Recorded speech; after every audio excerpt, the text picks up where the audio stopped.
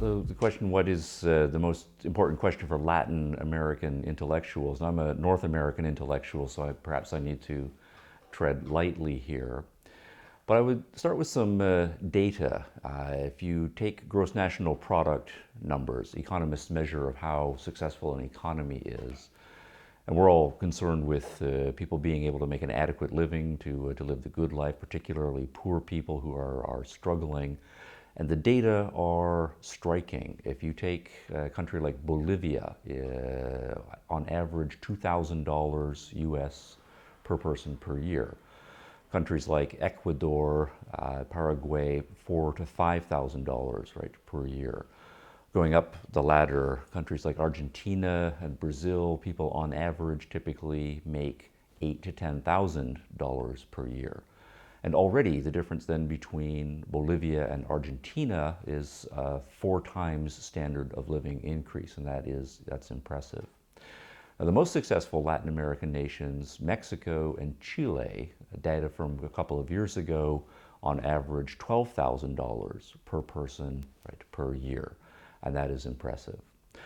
Now, compare that to Canada, where the gross national product per year is $48,000, and the same almost identical numbers from the United States, between $47,000 and $48,000 per year. And what this indicates then is, if you compare the North American nations by most standard economic measures with the Latin American nations, even the most successful of the Latin American nations, North Americans on average are 4 times as wealthy as the most wealthy of the Latin Americans.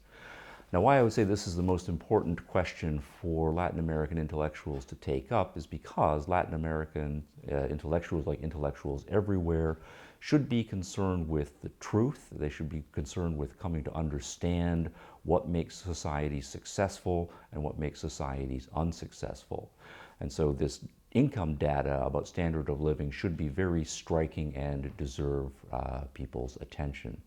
Now, there's lots of explanations, that one can try to give. It can't be a matter of natural resources. Both North and South America are enormously well endowed with natural resources.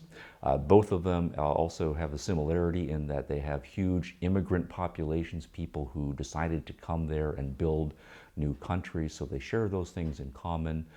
What I would suggest is worth looking into is a couple of factors. One certainly is the legacy of colonialism, for better or worse. In some cases for better, Spanish culture and Portuguese culture, which are the dominant colonializing influences on Latin America, they're not especially good on governance issues and on wealth creation issues.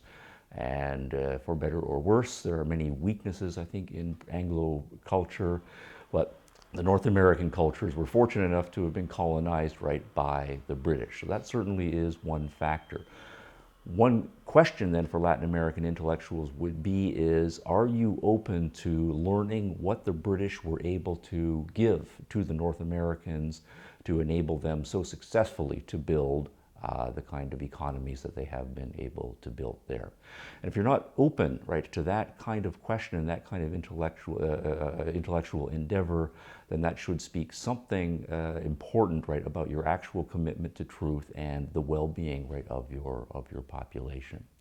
Now, it's not only an issue of colonialism, that's hundreds of years ago. Another factor is that the intellectual world, particularly the philosophical world, is split in current times between what we call continental philosopher, that is to say, people who get primarily their education in the German and the French intellectual tradition, for whom the major intellectuals are Kant, Hegel, Marx, Nietzsche, Heidegger, and others. In the more recent generation, Foucault, Derrida, Lyotard, and so on. That is one cultural tradition that has a huge impact in Latin American intellectual life.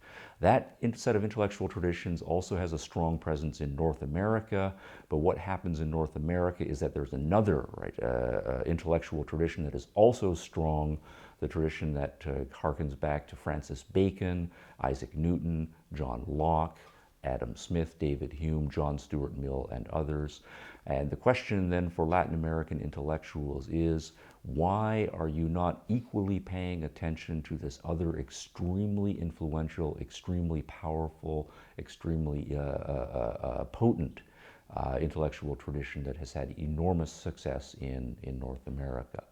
Now, I'm putting this provocatively, and obviously there are many cultural factors at work here.